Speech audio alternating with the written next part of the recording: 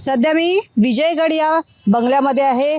उपमुख्यमंत्री, राज्याचे उपमुख्यमंत्री यांचं हे शासकीय निवासस्थान आहे आणि हा बंगला जो आहे हा दिवंगत उपमुख्यमंत्री अजित पवार यांच्याकरिता बनवला गेला होता. कारण जेव्हा ते महायुतीच्या सोबत गेले होते त्यानंतर राज्याला 2 उपमुख्यमंत्री पहिल्यांदा जे आहे मिळाले होते आणि त्यांच्याकरता हा बंगला जो आहे अजित पवारांकरता खास करून बनवून घेतला होता आणि त्यांनी हा बंगला जो आहे आपल्या पद्धतीने तयार केला. म्हणजे ही जी झाडं दिसतात आहे, आपल्याला माहितीच आहे की अजित पवार यांना झाडांचं खूप जास्त, झाडांशी त्यांचं झाडं त्यांना आवडायची, त्यामुळे ही झाडं इथे त्यांच्याच यांनी लावल्या गेली आहेत. त्यांच्याच पद्धतीने, त्यांच्या सांगण्यानुसार ही झाडं लावल्या गेली आहेत.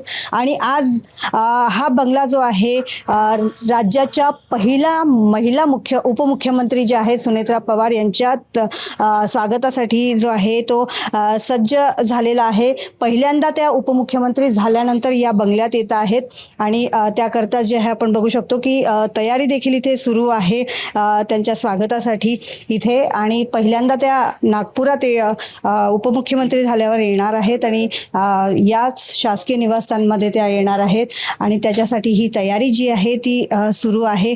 हा हॉल जो आहे,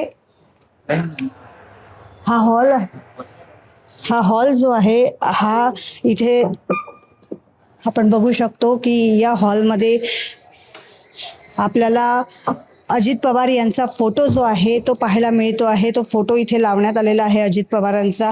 आणि उपमुख्यमंत्र्यांची जी चेअर आहे, खुर्ची आहे, त्या खुर्चीच्या बाजूलाच हा उपमुख्यमंत्री, दिवंगत उपमुख्यमंत्री जे आहेत माजी उपमुख्यमंत्री अजित पवार यांचा फोटो इथे लावण्यात आलेला आहे. इथे जे आहे कार्यकर्त्यांसोबत उपमुख्यमंत्री सुनेत्रा पवार जे आहेत त्या संवाद साधणार आहे. आणि ज्याप्रमाणे अजित पवारांनी इथले जे केअरटेकर आहेत त्यांना ज्या काही सूचना दिल्या होत्या त्या सूचनेनुसार हे जे कार्यालय आहे ते करण्यात आलेलं आहे.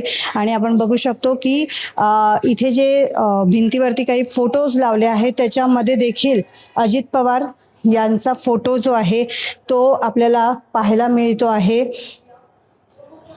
आणि उपमुख्यमंत्री झाल्यानंतर सुनेत्रा पवार पहिल्यांदा नागपूरमध्ये येत आहे. छत्रपती शिवाजी महाराज कबड्डी स्पर्धेचं आयोजन जे आहे ते करण्यात आलेलं आहे आणि त्याच्या उद्घाटनाकरता सुनेत्रा पवार आज नागपूरमध्ये येणार आहेत. तर विजयगड ह्या उपमुख्यमंत्री सुनेत्रा पवार यांच्या शासकीय निवासस्थानावर आपण जी व्यवस्था पाहिली, ही व्यवस्था जी आहे त्यांच्या तयारी करता करण्यात आली होती. आणि ज्याप्रमाणे अजित पवार 2025 मध्ये डिसेंबरच्या अधिवेशन काळामध्ये इथे आले होते, काय अल्प कालावधी करता ते इथे राहिले होते आणि त्यांनी त्यावेळेस ज्या सूचना दिल्या होत्या त्या सर्व सूचनांचं पालन जे आहे ते इथे करण्यात आलेलं आहे. आपल्याला माहिती आहे अजित पवार हे पर्यावरण प्रेमी होते आणि ती सर्व त्यांनी ज्या सूचना दिल्या होत्या त्यानुसार इथे सगळी झाडं लावण्यात आली आहे. त्यांची जोपासना देखील, संगोपन जे आहे त्या झाडांचं ते करण्यात आलेलं आहे.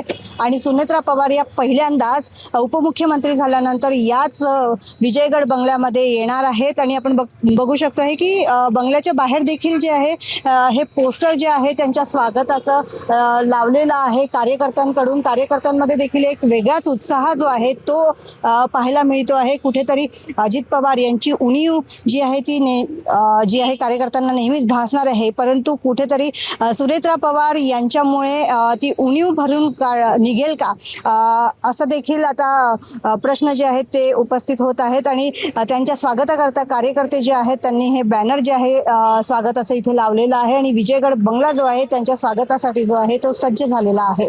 क्षितिजा देशमुख, lokmat.com, नागपूर.